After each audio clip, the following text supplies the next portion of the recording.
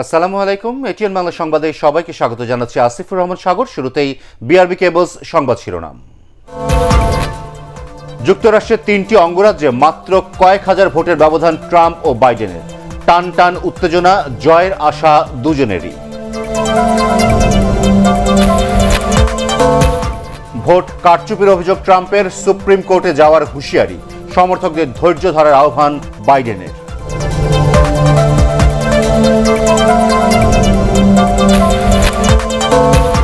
দল বা ব্যক্তির উপর বাংলাদেশ যুক্তরাষ্ট্রের সম্পর্ক নির্ভর করে না, ক্ষমতায় যেই আসুক সমস্যা হবে না, মন্তব্য পররাষ্ট্রমন্ত্রী।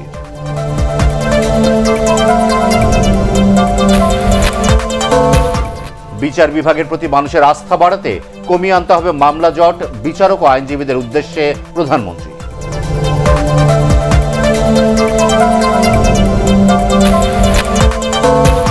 এবং কেইপিজেড পরিদর্শনে চট্টগ্রামে কোরিয়ান রাষ্ট্রদূত, নতুন বিনিয়োগের আশ্বাস।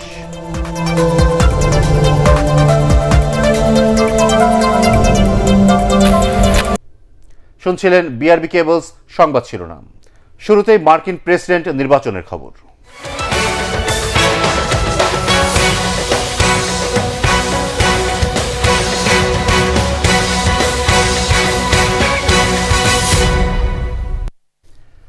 হাড্ডাহাড্ডি লড়াই হয়। যুক্তরাষ্ট্রের প্রেসিডেন্ট নির্বাচনে জয়ের প্রত্যাশা করছে রিপাবলিকান ডেমোক্র্যাট দুপক্ষই। ডোনাল্ড ট্রাম্প ও জো বাইডেনের ভাগ্য নির্ধারক এখন মিশিগান, উইসকনসিন এবং পেনসিলভেনিয়া। এসব অঙ্গরাজ্যে মাত্র কয়েক হাজার ভোটের ব্যবধানে একজন আরেকজন থেকে এগিয়ে। সেখানে প্রাধান্য পাচ্ছে আগাম ভোট গণনা। বরকতুল্লাহ সুজন জানাচ্ছেন বিস্তারিত। প্রেসিডেন্ট নির্বাচনে হাড্ডাহাড্ডি লড়াই যে এমন হতে পারে তা আগে কখনো দেখেনি যুক্তরাষ্ট্রের মানুষ। সময় আর সামান্য ভোটের ব্যবধানে একজন আরেকজনকে টপকাচ্ছেন ডোনাল্ড ট্রাম্প আর জো বাইডেন। তবে জনমত জরিপ আর ভোটের হিসেবে আগে থেকেই বলা হচ্ছিল দুই প্রার্থীর ভাগ্য নির্ধারক হবে পেনসিলভেনিয়া, মিশিগান ও উইসকনসিন। সেই সাথে নর্থ ক্যারোলাইনা, জর্জিয়া ও নেভাদায় এখনও চূড়ান্ত হয়নি জয় পরাজয়। যুক্তরাষ্ট্রের প্রেসিডেন্ট নির্বাচনের ভোট গণনা শতভাগ শেষ হয়নি কোনো রাজ্যেই। তারপরও ভোট গণনার হার এবং এগিয়ে থাকার শতকরা হিসেব অনুযায়ী বেসরকারি ফলাফল জানাচ্ছে বিশ্ব গণমাধ্যম। সে অনুযায়ী এখন পর্যন্ত 538টি ইলেকটোরাল ভোটের মধ্যে 238টি পেয়ে এগিয়ে জো বাইডেন। বিপরীতে প্রেসিডেন্ট ট্রাম্পের অর্জন 213টি। নির্বাচিত হতে ট্রাম্পের প্রয়োজন আর 57টি ইলেকটোরাল ভোট, অন্যদিকে বাইডেনের প্রয়োজন 32টি। এখন পর্যন্ত উইসকনসিন, মিশিগান ও নেভাদায় এগিয়ে জো বাইডেন। এই 3 অঙ্গরাজ্যে রয়েছে 46টি ইলেকটোরাল ভোট। অন্যদিকে পেনসিলভেনিয়া, নর্থ ক্যারোলাইনা ও জর্জিয়ায় এগিয়ে ডোনাল্ড ট্রাম্প। এই 3 অঙ্গরাজ্যে ইলেকটোরাল ভোটের সংখ্যা 51টি। ধারণা করা হচ্ছে জয় পরাজয় নিশ্চিত করতে মুখ্য ভূমিকা পালন করবে ডাকের মাধ্যমে দেয়া আগাম ভোট, যা গণনা করতে সময়ের প্রয়োজন। critical northern states still counting votes. President ছাড়াও নির্বাচনের মাধ্যমে 11 প্রাদেশিক গভর্নর, 35 সিনেটর এবং 435 জন কংগ্রেসম্যান বাছাই করছে যুক্তরাষ্ট্রের মানুষ। বরকতুল্লাহ সুজন, এটিএন বাংলা। নিজেকে আগাম বিজয়ী ঘোষণা করলেও নির্বাচনে ভোট কারচুপির অভিযোগ করেছেন প্রেসিডেন্ট ডোনাল্ড ট্রাম্প। এ নিয়ে সুপ্রিম কোর্টে যাওয়ার হুমকিও দিয়েছেন তিনি। ভোট গ্রহণ শেষ হওয়ার কিছুক্ষণ পরই ফার্স্ট লেডিকে পাশে নিয়ে মঞ্চে দাঁড়িয়ে এক হাত নিয়েছেন প্রতিপক্ষ জো বাইডেনকে। ট্রাম্প দাবি করেন নির্বাচনে জিততে পারবেন না জেনেই সুপ্রিম কোর্টে ঘাড়ে পা রেখে হোয়াইট হাউসে যেতে চেয়েছিলেন জো। ফজলে রাব্বি report. Michigan has had a change. We still have a long way to go. Magic number 270। কে ছুতে পারবেন এই সংখ্যা তার হিসাব কষতে বিশ্লেষকরা যখন হিমশিম খাচ্ছেন, জয়ের আনন্দে দলবল নিয়ে খোশমেজাজে মঞ্চে হাজির হন ডোনাল্ড ট্রাম্প। ভোটের আগে সবচেয়ে আলোচিত রাজ্য পেনসিলভেনিয়ার 20টি ইলেকটোরাল ভোট নিজের পক্ষে নিশ্চিত করে দেন ডোনাল্ড ট্রাম্প। যদিও ফল ঘোষণার কিছুক্ষণ আগেও বোঝা যাচ্ছিল না কে জিতবেন এই রাজ্যে। বাইডেন শিবিরের রিপাবলিকানদের জয় জয়কার বলেও সমর্থকদের তালি আদায় করে নেয় Trump. Florida was a tremendous victory. We were getting ready to win this election. Frankly, we did win this election. চিরাচরিত ভঙ্গিতে তিনি ধুয়ে দেন প্রতিপক্ষ জো বাইডেনকে। বলেন পরাজয় নিশ্চিত জেনেই সুপ্রিম কোর্টের দ্বারস্থ হয়েছিল ডেমোক্রেটরা। You know what happened? They knew they couldn't win, so they said, let's go to court. And did I predict this, Newt? Did I say this? I've been saying this from the day I heard they were going to send out tens of millions of ballots. I said exactly, because either they were going to win, or if they didn't win, they'll take us to court. নিজেকে বিজয়ী ঘোষণা করলেও ট্রাম্পের মাথায় তখনও ছিল postal ভোটের দুশ্চিন্তা। তাই কোনো অবস্থাতেই যেন আনুষ্ঠানিক ভোট শেষ হওয়ার পর কোনো পোস্টাল ভোট গণনা করা না হয় তার তাগিদ দেন বর্তমান president. We'll be going to the U.S. Supreme Court. We want all voting to stop. We don't want them to find any ballots at 4 o'clock in the morning and add them to the list. Okay? দ্বিতীয় মেয়াদে আবারও white হাউসে যাবেন কিনা তা নিশ্চিত না হলেও নির্বাচনের আগে পরে নানা বিতর্ক আর আচরণে বিশ্বজুড়ে গণমাধ্যমের আলোচনা সমালোচনা তুঙ্গেই নিজেকে রাখেন রিপাবলিকান ট্রাম্প। ফজলে রাব্বি, এটিএন বাংলা। মার্কিন প্রেসিডেন্ট নির্বাচনে জয়ের ব্যাপারে প্রায় শতভাগ আশাবাদী ডেমোক্র্যাট প্রার্থী জো বাইডেনও। বাংলাদেশ সময় দুপুরে দেয়া এক ভাষণে তিনি বলেন, আগামীকাল ভোট গণনা শেষ হওয়া পর্যন্ত অপেক্ষা করবেন তিনি। সবশেষ ইলেকটোরাল কলেজ ভোটের হিসেবে ট্রাম্পের চেয়ে এই মুহূর্তে এগিয়ে রয়েছেন জো বাইডেন। রিপোর্ট করছেন এস এম আশরাফ। স্থানীয় সময় রাত 1:15 ডেমোক্র্যাট প্রার্থী জো বাইডেনের ইলেকটোরাল কলেজ ভোট তখন 215, রিপাবলিকান প্রার্থী ডোনাল্ড ট্রাম্প 165 ভোট নিয়ে পিছিয়ে। ডেলাওয়্যার অঙ্গরাজ্যের উইলমিংটনে হঠাৎই সমর্থকদের উদ্দেশ্যে ভাষণ দিতে বের হয়ে আসেন বাইডেন। বললেন, অনেক খেলা এখনো বাকি, আমরা অপেক্ষা করব। But who knew we're going to go into maybe tomorrow morning, maybe even longer. But look, we feel good about where we are. I'm here to tell you tonight, we believe we're on track to win this election. কয়েকটি অঙ্গরাজ্যে ভোটের হিসেবে তখন অনেকটাই এগিয়ে Donald Trump. কর্মী সমর্থকদের উৎকণ্ঠা দূর করতে বাইডেন বলেন, ভোট গণনা শেষ না হওয়া পর্যন্ত নির্বাচনী প্রক্রিয়ার সমাপ্তি হবে না, আপনারা ধৈর্য ধরুন। Early vote and the mail-in vote is going to take a while. We're going to have to be patient until the hard work of tallying the votes is finished. And it ain't over till every vote is counted, every ballot is counted. হেরে গেলে supreme কোর্টের দ্বারস্থ হবেন ট্রাম্পের এমন হুঁশিয়ারির জবাবে Biden বলেন, তিনি কি করবেন বা বলবেন তাতে কিছু যায় আসে না, ভোট গণনা হবেই। It's not my place or Donald Trump's place to declare who's won this election. That's the decision of the American people. But I'm optimistic about this outcome. Keep the faith, guys. We're going to win this. সবশেষ ফলকে সন্তোষজনক বলেছেন Joe Biden. একই সাথে জানান, তার পরবর্তী প্রতিক্রিয়া কি হবে তা নির্ভর করছে ট্রাম্প কি বলেন ও কিভাবে বলেন তার উপর। S M Ashraf, ATN Bangla. It's happened to me far too many times too. মার্কিন প্রেসিডেন্ট নির্বাচনে যে দলই ক্ষমতায় আসুক তাতে বাংলাদেশের কোনো সমস্যা নেই বলে মন্তব্য করেছেন পররাষ্ট্রমন্ত্রী ডক্টর এ কে আব্দুল মোমেন। ব্যক্তির উপর ভিত্তি করে দুই দেশের সম্পর্ক নির্ভর করে না বলেও জানান পররাষ্ট্রমন্ত্রী। এদিকে স্পর্শকাতর বিষয়ে উস্কানি না দিতে ফ্রান্সের পররাষ্ট্রমন্ত্রীকে চিঠি দেওয়া হয়েছে বলে জানান তিনি। বিস্তারিত জানাচ্ছেন শফিকুল ইসলাম শামীম। মার্কিন যুক্তরাষ্ট্রের সঙ্গে বাংলাদেশের সম্পর্ক কোনো বিশেষ দল বা ব্যক্তির উপর নির্ভর করে না বলে মন্তব্য করেছেন পররাষ্ট্রমন্ত্রী doctor A K Abdul Momen.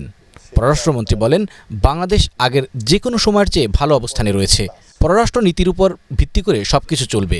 White হাউসে যে নিয়ে আসেন আমাদের কোনো অসুবিধা নেই, কারণ ব্যক্তিবিশেষের উপরে আপনার এই পররাষ্ট্রনীতি নির্ভর করে না। আমরা হচ্ছে একটা ব্যালেন্সিং, আমরা একটা নিউট্রালিটি মেনটেন করি, আমাদের সাথে কারো শত্রুতা নাই। পররাষ্ট্রমন্ত্রী বলেন, ধর্মীয় অনুভূতিতে আঘাত এবং হত্যা সমর্থন করে না বাংলাদেশ। ফ্রান্সের পররাষ্ট্রমন্ত্রীকে পাঠানো চিঠিতে মুক্ত মতের সাথে বাধ্যবাধকতার বিষয়টি বিবেচনা করার কথা উল্লেখ করা হয়েছে বলেও জানান তিনি। ফ্রান্সের আমি পররাষ্ট্রমন্ত্রীকে লিখেছি চিঠি যে এইটা, তবে কোনো হত্যাই আমরা পছন্দ করি না, কোনো ধরনের এই আমাদের ধর্ম এই রকমের হত্যা পছন্দ করে না। ফ্রিডম অফ স্পিচ এবং এই ফ্রিডম অফ অ্যাকশনস সেগুলোতে আমাদের কোনো আপত্তি নেই, তবে ফ্রিডমের সাথে সবসময় দেয়ার ইজ অ্যান অব্লিগেশন, একটা বাধ্যবাধকতা আছে। সাংবাদিকদের প্রশ্নের জবাবে পররাষ্ট্রমন্ত্রী জানান, বাংলাদেশের চেয়ে আমেরিকায় বিচার বহির্ভূত হত্যাকাণ্ড বেশি হয়, দেশে কখনো বিচার বহির্ভূত হত্যাকাণ্ড হোক তা সরকার চায় না বলেও জানান তিনি। শফিকুল ইসলাম শামীম, এটিএন বাংলা, ঢাকা। মার্কিন প্রেসিডেন্ট নির্বাচনের পর যুক্তরাষ্ট্রের বাণিজ্য ও বিনিয়োগ বাড়াতে trade and investment cooperation framework agreement TICFA কার্যক্রমকে নতুন উদ্যমে চালুর পরামর্শ দিয়েছেন বিশ্লেষকরা। যে প্রার্থী বিজয়ী হবেন আলোচনার মাধ্যমে রপ্তানিতে শুল্কমুক্ত সুবিধা প্রাপ্তির চেষ্টা চালিয়ে যাওয়ার তাগিদও দিয়েছেন তারা। পণ্য রপ্তানিতে ইতিবাচক প্রবৃদ্ধি ধরে রাখার উপর গুরুত্ব দিয়েছেন কেউ কেউ, জানাচ্ছেন শরফুল আলম। বিশ্ব অর্থনীতির অন্যতম পরাশক্তি মার্কিন যুক্তরাষ্ট্র। ৮০ ট্রিলিয়ন ব্যবসা বাণিজ্যের অর্ধেকেরই বেশি তাদের দখলে। আর তাই স্বাভাবিকভাবেই বৈশ্বিক অর্থনীতির নেতৃত্বে থাকা মার্কিন প্রেসিডেন্ট নির্বাচনের ফলাফলের দিকে তাকিয়ে বিশ্ববাসী। নির্বাচনে যে দলই বিজয়ী হোক তাতে মার্কিনীদের পররাষ্ট্র বা বাণিজ্য নীতির কোনো পরিবর্তন হয় না। আমেরিকার বাজারে দেশের পণ্য রপ্তানিতে এখনও সবচেয়ে বড় বাধা জিএসপি সুবিধা বন্ধ থাকা। GSP access to US market আমরা আশা করব নতুন যেই সরকারে আসুক আগে যে দাবিদার ছিল GSP access GSP facility enjoy করার ওগুলো যাতে আবার ফেরত হয় আমরা বাংলাদেশ, এটাই আমরা আশা করি। টিকফা আছে তাতে কোনো উন্নতি হচ্ছে বলে আমি মনে করি না, হবেও না। তবুই আলোচনা রাখতে হবে। আমাদের একটা চেষ্টা করে যেতে হবে, আমাদের গার্মেন্টসে যদি ডিউটি ফ্রি ইত্যাদি পাওয়া যায়। দেশের প্রধান রপ্তানি পণ্য তৈরি পোশাকের সবচেয়ে বড় বাজার এখন যুক্তরাষ্ট্রে। গত অর্থ বছরে $600 বিলিয়ন রপ্তানির বিপরীতে দেশটি থেকে আমদানি হয়েছে প্রায় $200 বিলিয়ন পণ্য। রপ্তানির প্রবৃদ্ধি বেড়েছে 15 ভাগ। এছাড়াও ইন্দো প্যাসিফিক পার্টনারশিপ ডেভেলপমেন্ট ও করোনাকালীন সময়ে পাবলিক হেলথ রেসপন্স গ্রুপ গঠনের মাধ্যমেও দ্বিপাক্ষিক ব্যবসায়িক সম্পর্ক জোরদার করছে দুই দেশ। সুন্দর একটা সদ্ভাব চলছে যুক্তরাষ্ট্র সরকার এবং বাংলাদেশ সরকারের সাথে এবং বাণিজ্য প্রতিষ্ঠানগুলোর সাথে বা বাণিজ্য কমিউনিটির সাথে। এই যুক্তরাষ্ট্রের ইলেকশনের পরে তার খুব একটা প্রভাব পড়বে না, বরঞ্চ যেই শক্ত ভিত্তির উপরে আমরা আজকে দাঁড়িয়ে আছি সেই ভিত্তিটা আরো সুদৃঢ় হওয়ার অনেক বড় সুযোগ আছে। এর সুদূর প্রসারী অর্থনৈতিক এবং সামাজিক প্রতিক্রিয়া আছে। ব্যবসা বাণিজ্য করেই বাংলাদেশকে সামনের দিকে এগিয়ে যেতে হবে। আমাদের অর্থনৈতিক গতি ত্বরান্বিত করার অন্যতম উপাদান হবে ব্যবসা বাণিজ্য। কাজে আগামীর জন্য সেটা নিশ্চয়ই একটা ধারণা হিসেবে থাকতে পারে। বাংলাদেশে আমেরিকার বিনিয়োগ প্রায় $4 বিলিয়ন। বিনিয়োগ ও রপ্তানি বাণিজ্য বাড়াতে দুই দেশের উদ্যোক্তাদের আরও বেশি উদ্যোগী হয়ে কাজ করার আহ্বান জানিয়েছেন কেউ কেউ। শরফুল আলম, ATN বাংলা, ঢাকা। এবার অন্যান্য প্রসঙ্গ। মামলা জট কমিয়ে দ্রুত সময়ের মধ্যে বিচার কাজ শেষ করতে বিচারক, আইনজীবী সহ সংশ্লিষ্টদের প্রতি আহ্বান জানিয়েছেন প্রধানমন্ত্রী শেখ হাসিনা। বিচারকরা যত দ্রুত মামলা রায় দেবেন বিচার বিভাগের প্রতি মানুষের আস্থা তত বাড়বে বলে মনে করেন তিনি। ঢাকার চিফ জুডিশিয়াল ম্যাজিস্ট্রেট আদালতের নতুন ভবনের উদ্বোধনী অনুষ্ঠানে প্রধানমন্ত্রী এসব কথা বলেন। আরও জানাচ্ছেন আপেল মাহমুদ। এজলাস সংকট সমাধান ও বিচার প্রার্থীদের সুবিধার জন্য সারা দেশে চিফ জুডিশিয়াল ম্যাজিস্ট্রেট আদালত ভবন নির্মাণ প্রকল্প হাতে নিয়েছে সরকার। প্রথম পর্যায়ে ঢাকায় প্রায় 53 কোটি টাকা ব্যয়ে 18টি এজলাস বিশিষ্ট আদালত ভবনের নির্মাণ কাজ শেষ হয়েছে। গণভবন থেকে ভিডিও কনফারেন্সে নতুন এ ভবনের উদ্বোধন করেন প্রধানমন্ত্রী শেখ হাসিনা। এ সময় আদালত ভবন নির্মাণের পাশাপাশি আরও বেশি বিচারক নিয়োগের কথা বলেন তিনি। বিচারক নিয়োগের সাথে সাথে আরও প্রশিক্ষণ দেওয়া প্রয়োজন। আমাদের যে জনসংখ্যা বৃদ্ধি পাচ্ছে কাজে সেই আনুপাতিক হারে আমাদের কিন্তু এই বিষয়টার দিকে একটু বিশেষ দৃষ্টি দেওয়া দরকার। সবার ন্যায় বিচার পাওয়ার অধিকার আছে উল্লেখ করে তিনি বলেন, কাউকে যেন বিচারহীনতায় পড়তে না হয় সেজন্য বিচার বিভাগকে সজাগ থাকতে হবে। 37,94,908টা মামলা বিচারাধীন আছে। এসব মামলার দীর্ঘসূত্রিতা কমিয়ে দ্রুততম সময়ে রায় প্রদানের উপায় বের করবার জন্য আমি সকল বিচারক এবং আইনজীবী সকলের কাছে আমি অনুরোধ জানাচ্ছি যে এত মামলা এভাবে জন্য জমে না থাকে, আপনারা কিভাবে দ্রুত এই বিচারটা সম্পন্ন করা যায় অবশ্যই সে ব্যাপারে একটু আন্তরিক হবেন। খুব অল্প সময়ে অল্প খরচে ভোগান্তি মুক্ত বিচার প্রাপ্তি এটা মানুষের অধিকার এবং বিচার বিভাগের উপরই যদি এই দ্রুত সময় অল্প খরচে বিচার দিতে পারেন তাহলে মানুষের একটা আস্থা বিশ্বাসও বাড়বে। জনগণের ন্যায় বিচারের স্বার্থে আইন প্রণয়ন ও সংস্কারের পাশাপাশি সরকার স্বাধীন বিচার ব্যবস্থায় বিশ্বাসী বলেও জানান তিনি। Apple Mahmud, ATN Bangla, Dhaka. দেশে করোনা ভাইরাসের প্রথম মৃত্যুর 7.5 মাসের মাথায় সরকারি হিসাবে মৃতের সংখ্যা 6,000 ছাড়িয়েছে। স্বাস্থ্য অধিদপ্তর জানিয়েছে 24 ঘন্টায় এই ভাইরাসে আক্রান্ত আরও 21 জনের মৃত্যু হয়েছে। এ পর্যন্ত মৃতের সংখ্যা বেড়ে দাঁড়িয়েছে 6,004 জনে। মৃত ব্যক্তিদের 17 জন পুরুষ ও 4 জন নারী। এর মধ্যে ঢাকা বিভাগে মারা গেছেন সর্বোচ্চ 12 জন। সবশেষ 13,914টি নমুনা পরীক্ষায় 1,517 জনের করোনা শনাক্ত হয়েছে। শনাক্তের হার 10.90%। মোট আক্রান্তের সংখ্যা 4,14,164। গত 24 ঘন্টায় 1,910 জন সহ মোট সুস্থ হয়েছেন 3,31,697 জন। শনাক্ত বিবেচনায় সুস্থতার হার 80.9%। স্বাস্থ্য অধিদপ্তরের সংবাদ বিজ্ঞপ্তিতে এসব তথ্য জানানো হয়। বাংলাদেশে করোনা আক্রান্তের সংখ্যা ধীরে ধীরে বাড়ছে বলে মন্তব্য করেছেন আওয়ামী লীগ সাধারণ সম্পাদক ওবায়দুল কাদের। আসন্ন শীতে করোনা সংক্রমণের দ্বিতীয় তরঙ্গে আশঙ্কামুক্ত থাকতে সকলকে স্বাস্থ্যবিধি মেনে চলারও পরামর্শ দেন তিনি। রাজধানীতে সরকারি বাসভবন থেকে এক ব্রিফিংয়ে ওবায়দুল কাদের বিএনপির সমালোচনা করে বলেন, যারা স্বাধীনতা বিরোধীদের রাজনীতি করার সুযোগ করে দিয়েছে তাদের মুখে মুক্তিযুদ্ধের কথা মানায় না।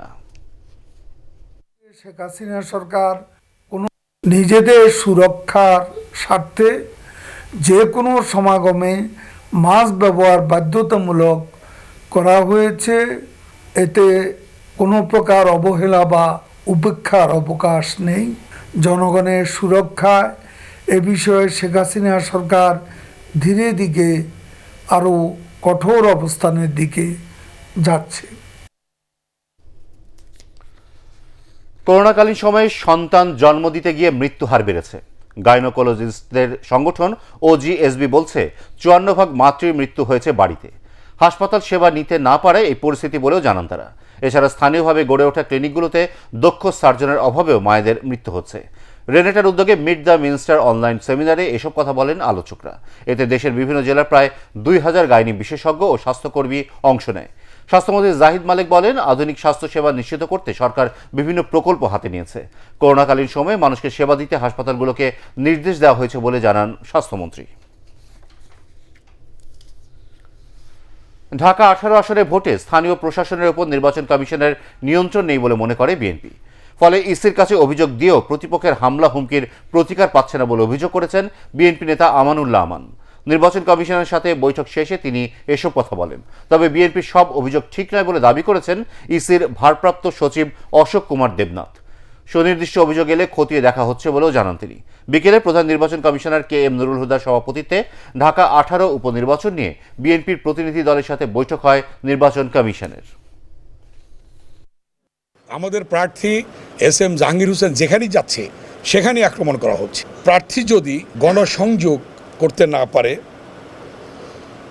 ভোটারের যদি নিরাপত্তা না থাকে, ভোটার যদি ভোট কেন্দ্রে যেতে না পারে, এজেন্ট যদি তার যেখানে থাকার কথা সেখানে না থাকতে পারে, তাহলে সে নির্বাচন করে লাভ কি? সবগুলো বস্তুনিষ্ঠ না এবং ওনারা যে অভিযোগগুলো দিয়েছে আমরা প্রতিটা অভিযোগ আমরা তদন্ত করেছি এবং ইলেকশন কমিশন এটা খুব সিরিয়াসলি টেক আপ করেছে।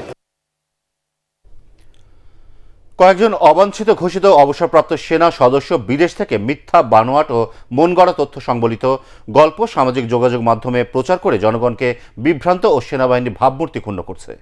আন্তঃবাহিনী জনসংযোগ পরিদপ্তর ISPR এক সংবাদ বিজ্ঞপ্তিতে এসব কথা জানানো হয়, যাতে বলা হয় আধুনিক প্রযুক্তি ব্যবহার করে কিছু মান্যবর ব্যক্তির বক্তব্য কাট পেস্ট ও এডিট করে তা উদ্দেশ্য মাফিক প্রচার করছেন ওই অবাঞ্ছিত সাবেক সেনা সদস্যরা। এতে সেনা সদস্যরা অত্যন্ত মর্মাহত। এসব কাল্পনিক ও বাস্তবতা বিবর্জিত বক্তব্য সেনাবাহিনী প্রত্যাখ্যান করছে বলেও উল্লেখ করা হয় সংবাদ বিজ্ঞপ্তিতে। চট্টগ্রামের KEPZ পরিদর্শন করেছেন কোরিয়ার রাষ্ট্রদূত লি জেংকিউন। এই অর্থনৈতিক অঞ্চলকে ঘিরে কোরিয়া সরকারের আরও অনেক বিনিয়োগ পরিকল্পনা বলে ATN বাংলাকে জানিয়েছেন তিনি।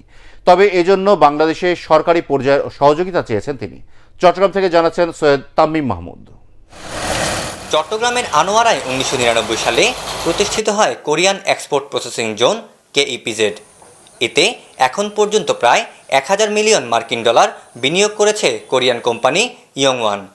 সকালে KEPZ কর্তৃপক্ষের আমন্ত্রণে এই অর্থনৈতিক অঞ্চল পরিদর্শন করেন কোরিয়ার রাষ্ট্রদূত লি জেংকিউন। এ সময় তার সাথে ছিলেন তার স্ত্রী লি সং লিম। কোরিয়ার প্রতিষ্ঠান ইয়ংওয়ানের বেশ কয়েকটি কারখানা ঘুরে দেখেন রাষ্ট্রদূত।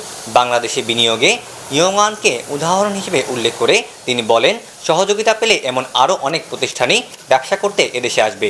For that, as I said, the success of this KEPZ is very important, and for having more and more Korean investors into this country, I hope that the authorities of Bangladesh government এই অর্থনৈতিক অঞ্চলকে আরও সমৃদ্ধ করতে Korea সরকারের বেশ কিছু পরিকল্পনার কথাও জানান তিনি। Korea is already a major investment or investing country, and there are much more potential for the country to accommodate more Korean companies. And for that, as I said, the success of this KPZ is very important. এই সময় ইয়ংওয়ান কর্পোরেশনের chairman জানান, বাংলাদেশে বিনিয়োগে আগ্রহী আরও বেশ কিছু কোরিয়ান প্রতিষ্ঠান, তবে এখানে ব্যবসাবান্ধব পরিবেশে আরও উন্নত করার সুপারিশ করেন তিনি। We are doing better these days. I hope that these difficulties are overcome much better, and we would do much quicker lead time delivery to our clients. ইয়ংওয়ানের কারখানাগুলোতে প্রায় 25,000 শ্রমিক কর্মচারী কাজ করছে। আরও 9টি প্রতিষ্ঠান ইতিমধ্যে তাদের অবকাঠামো নির্মাণের কাজ করছে। তা শেষ হলে আরও অন্তত 75,000 মানুষের কর্মসংস্থানের সুযোগ সৃষ্টি হবে। সৈয়দ তামিম মাহমুদ, এটিএন বাংলা, চট্টগ্রাম। 22 দিনের সরকারি নিষেধাজ্ঞা শেষে আজ রাত 12টার পর আবারও ইলিশ শিকারে নামছেন ভোলার জেলেরা। মৎস্য বিভাগ বলছে এর মধ্যে দিয়ে আর্থিক সমস্যা কাটিয়ে উঠবার সুযোগ পাবেন জেলেরা। ভোলার প্রতিনিধি আহাদ চৌধুরীর রিপোর্ট, জানাচ্ছেন SM আশরাফ। ইলিশের প্রজনন মৌসুম হওয়ায় ভোলার মেঘনা ও তেঁতুলিয়া সহ বিভিন্ন নদীতে 14 অক্টোবর থেকে 4 নভেম্বর পর্যন্ত মাছ শিকার, পরিবহন, মজুদ ও বাজারজাতের উপর নিষেধাজ্ঞা জারি করে সরকার। সে সময় পার হওয়ায় যেন হাঁপ ছেড়ে বাঁচলেন জেলেরা। এতদিন মাছ ধরতে না পারায় ধার দেনা করে সংসার চালাতে হয়েছে তাদের। ইনকাম আসেন না, মহাজন তো দানা পানা করছি, সরকারে চাল দিয়েছে 20 কেজি, তরকারি কিনতে হয়েছে, বহুত টাকা দানা হয়ে গেছে। আমাদের আশা আছে বেশি মাছ ধরুন যদি আল্লাহ মিলে। যদিও মনের ভয়টা কাটেনি, জালে মাছ না আটকালে যে হতাশ হয়েই তীরে ফিরতে হবে জেলেদের। পাওনাদাররা বসে আছেন তাদের অর্থ ফিরে পেতে। আমাদের যে লস হয়েছে, বড় বড় কর্মচারীদেরকে যে বেতন দিছে, এই লসটা জেলেরা ভালো মাছ পাইলে আমরা এই লসটা পুষে নিতাম পারি। এই দানা যদি আল্লাহ মাছ দেয় তাহলে আমরা এই দানার বোঝা আমাদের মাথার টেন যাইবো, আর নইলে মাছ যদি না হয় তাহলে যেইভাবে দেন আমরা ওইভাবে থাকবো, ভোগ করতে হইব। মৎস্য বিভাগের কর্মকর্তাদের আশা নদীতে ঝাঁকে ঝাঁকে ইলিশ ধরা পড়বে, তাতে জেলেদের সমস্যারও সমাধান হবে।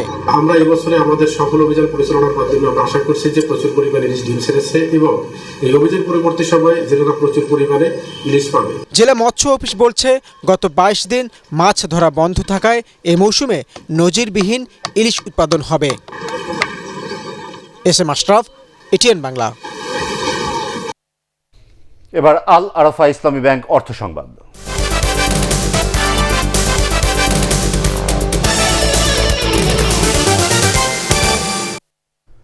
ভিসা সিগনেচার কার্ড চালু করল এনসিসি ব্যাংক। রাজধানীর এনসিসি ব্যাংক ভবনে এর উদ্বোধন করেন ব্যাংকের চেয়ারম্যান SM আবু মহসিন। এ সময় ভাইস চেয়ারম্যান মোহাম্মদ আবুল বাশার, ব্যবস্থাপনা পরিচালক ও প্রধান নির্বাহী খন্দকার নাইমুল কবির, SEVP ও head of operations Mohammad H Kafi, EVP ও কোম্পানি সচিব মোহাম্মদ মনিরুল ইসলাম আলম এবং SVP ও head of cards Mostafizur Rahman উপস্থিত ছিলেন। EVP ও কোম্পানি সচিব মোহাম্মদ মনিরুল আলম এবং SVP ও head of cards Mostafizur Rahman উপস্থিত ছিলেন। ভিসা সিগনেচার কার্ড সেবার মাধ্যমে গ্রাহকরা তাৎক্ষণিক নগদ টাকা উত্তোলন, স্বল্প সুদে বিভিন্ন মেয়াদে স্মার্ট পে সেবাসহ কেনাকাটায় বিশেষ মূল্য এবং বিভিন্ন লাইফস্টাইল সুবিধা পাবেন, জানান ব্যাংকের চেয়ারম্যান SM আবু মহসিন। তথ্য প্রযুক্তির যথাযথ ব্যবহারের মাধ্যমে পুলিশকে জনবান্ধব বাহিনী হিসেবে গড়ে তোলা হচ্ছে বলে জানিয়েছেন স্বরাষ্ট্রমন্ত্রী আসাদুজ্জামান খান কামাল। ইনফো সরকার 3 প্রকল্পের আওতায় পুলিশ বাহিনীর 1000 দপ্তরে VPM সংযোগ উদ্বোধনী অনুষ্ঠানে তিনি একথা বলেন।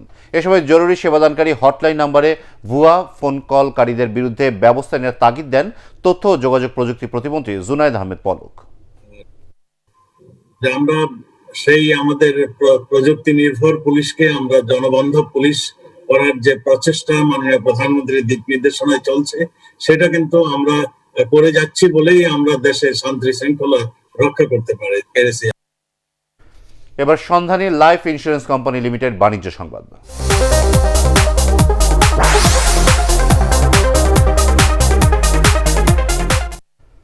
ড্রাগ লাইসেন্স ও ফার্মাসিস্ট বিহীন কোনো ফার্মেসি চলতে দেওয়া হবে না বলে জানিয়েছেন ওষুধ প্রশাসনের মহাপরিচালক মেজর জেনারেল মোহাম্মদ মাহবুবুর রহমান। বিকেলে মৌলভীবাজারে মডেল ফার্মেসি ও মডেল মেডিসিন শপের প্রয়োজনীয়তা ও সম্ভাবনা শীর্ষক আলোচনা সভা ও সনদপত্র বিতরণ অনুষ্ঠানে প্রধান অতিথির বক্তব্যে একথা বলেন তিনি। এ সময় জেলার প্রায় 1.5 শতাধিক ফার্মেসি মালিক উপস্থিত ছিলেন। অনুষ্ঠানে প্রশিক্ষণপ্রাপ্ত ফার্মাসিস্টদের মধ্যে অ্যাক্রিডিটেশন সনদপত্র বিতরণ করেন ওষুধ প্রশাসনের মহাপরিচালক। এর আগে শহরে একটি মডেল ফার্মেসি ও 4টি মডেল মেডিসিন শপ উদ্বোধন করেন তিনি।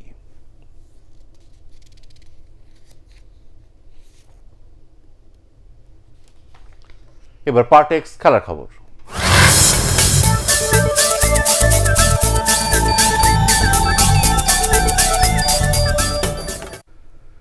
নিষেধাজ্ঞা শেষে আবারও ওয়ানডে অলরাউন্ডার র্যাঙ্কিংয়ে শীর্ষে ফিরেছেন সাকিব আল হাসান।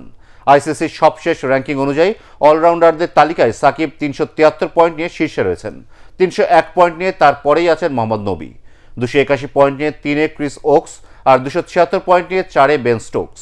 যদিও ব্যাটসম্যানদের র্যাঙ্কিংয়ে কোনো ধরনের পরিবর্তন হয়নি, বাংলাদেশের ক্রিকেটারের 21 নম্বরে আছেন তিনি।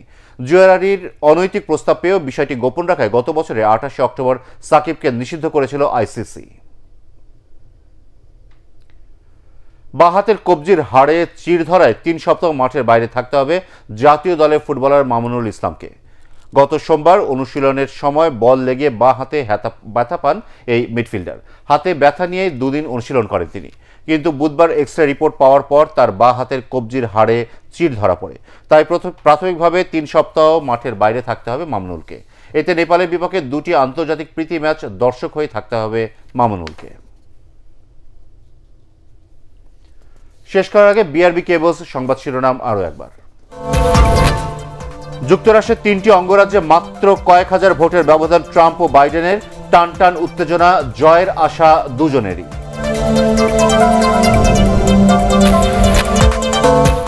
ভোট কারচুপির অভিযোগ ট্রাম্পের, সুপ্রিম কোর্টে যাওয়ার হুঁশিয়ারি, সমর্থকদের ধৈর্য ধরার আহ্বান বাইডেনের।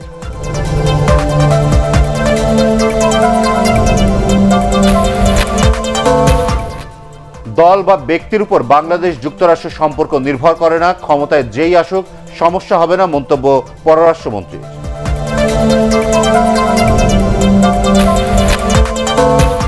বিচার বিভাগের প্রতি মানুষের আস্থা বাড়াতে কমিয়ে আনতে হবে মামলা জট, বিচারক ও আইনজীবীদের উদ্দেশ্যে প্রধানমন্ত্রী।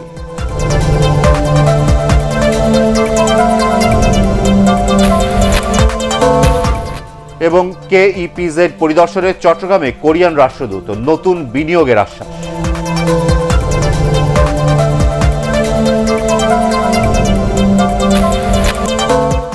পরবর্তী সংবাদ দেখার আমন্ত্রণ জানিয়ে এখনকার মতো শেষ করছি। করোনা ভাইরাস থেকে নিজেকে সুরক্ষিত রাখতে মাস্ক পরুন, বারবার হাত পরিষ্কার করুন। ATN বাংলা সংবাদ ইউটিউবে দেখতে ব্রাউজ করুন youtube/ATN বাংলা নিউজ।